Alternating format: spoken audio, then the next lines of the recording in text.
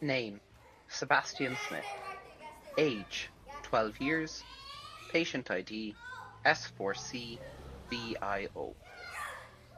Biography: Sebastian is a 12-year-old boy admitted to a unit due to increasing self-harming behavior.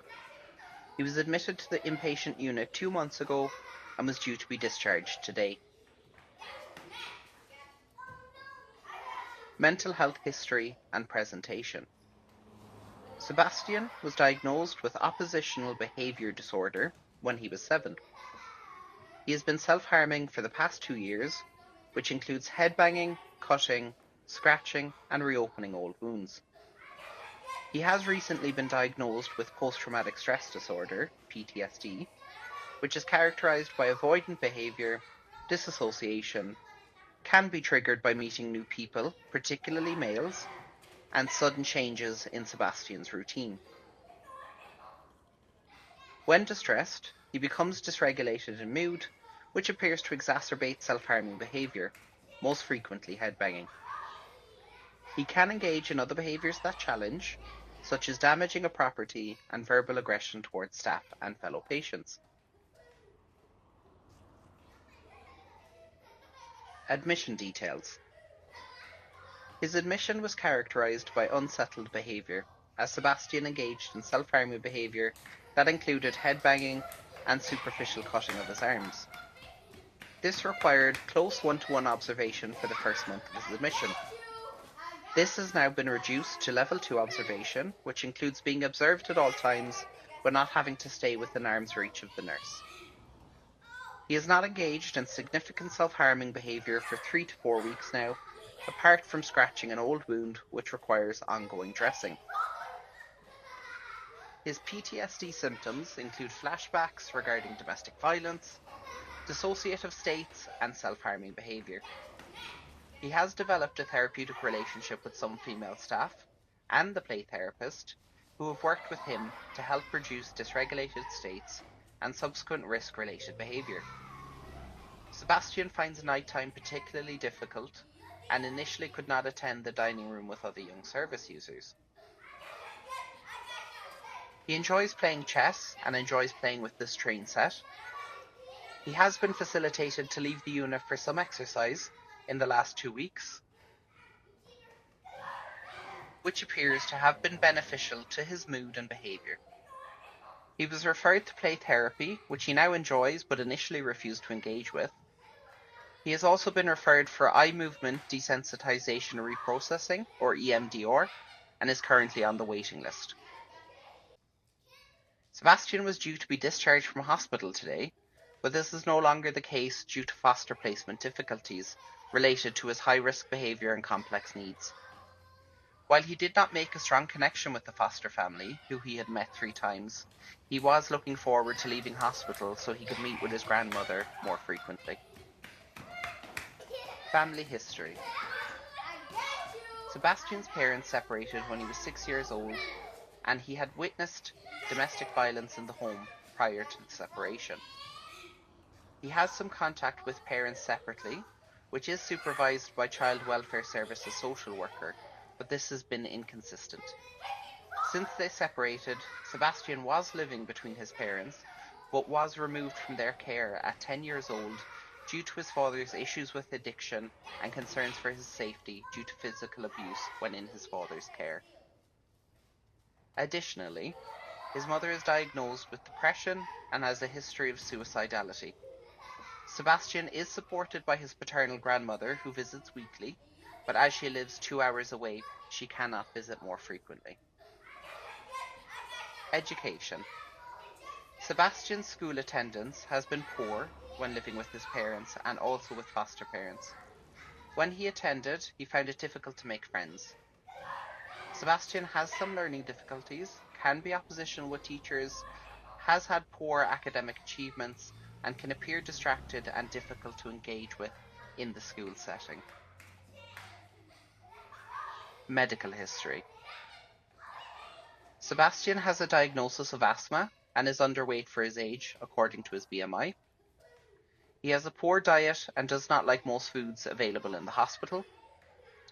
He was premature at birth and did not meet childhood developmental milestones at the expected times.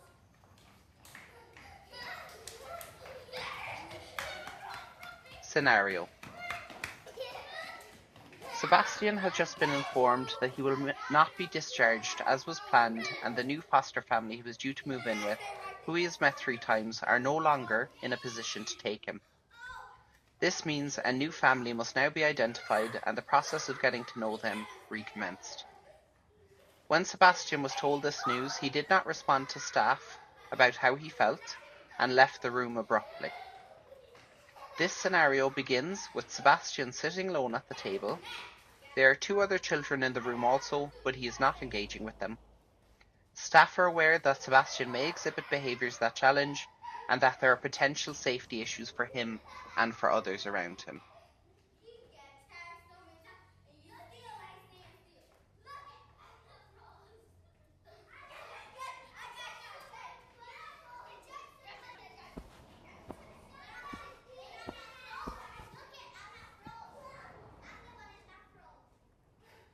Hi, I'm heading to the office for a while. Could you take over for me? Oh.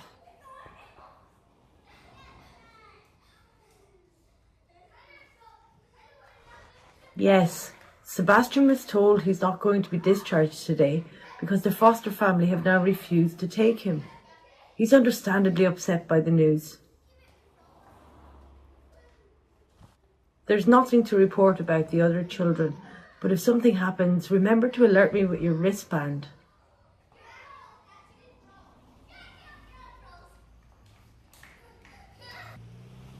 Reflective question. Note: you'll see reflective questions during this experience. They're for thought and there's no need to answer. Let's begin.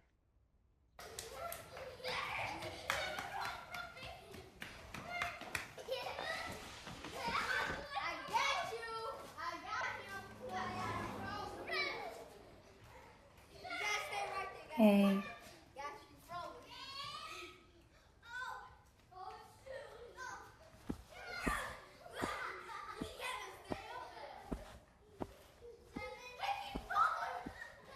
Yeah, whatever.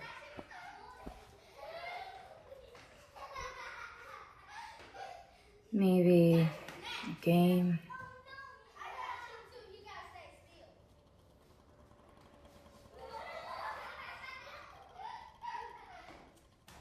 Okay, I guess.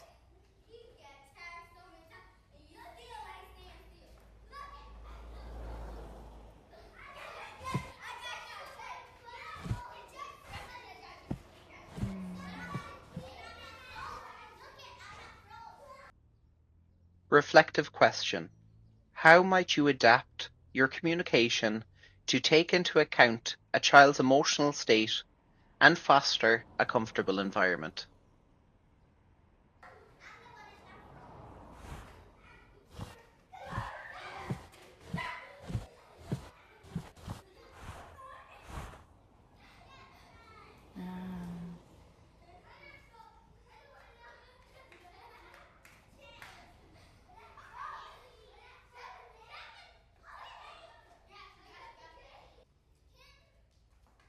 No.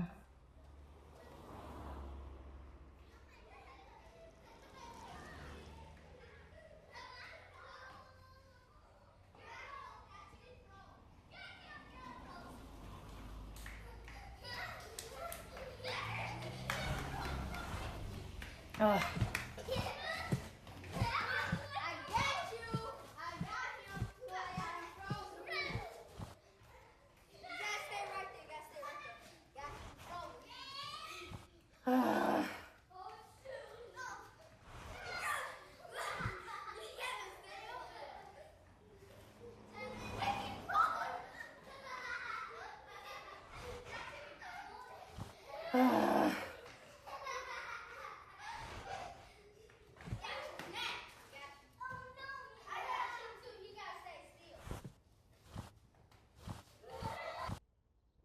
Reflective question. Is there anything in the client-led de-escalation tool that would inform how you respond in this scenario?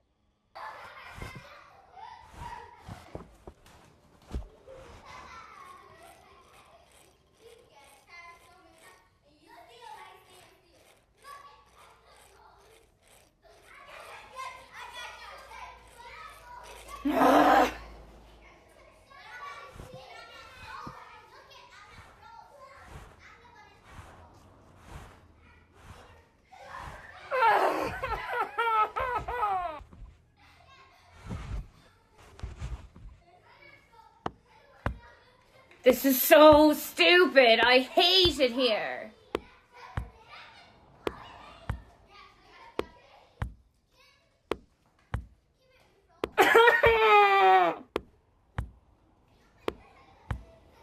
Oh, I want to go home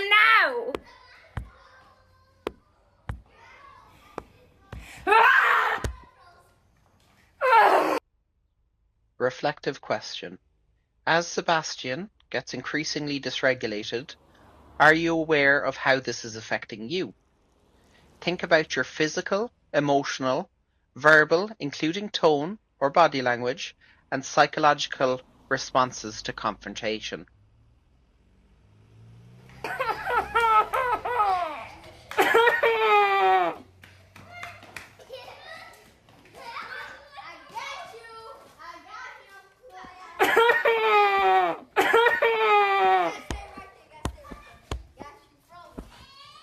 Children, would you come with me, please? There's a group session starting soon.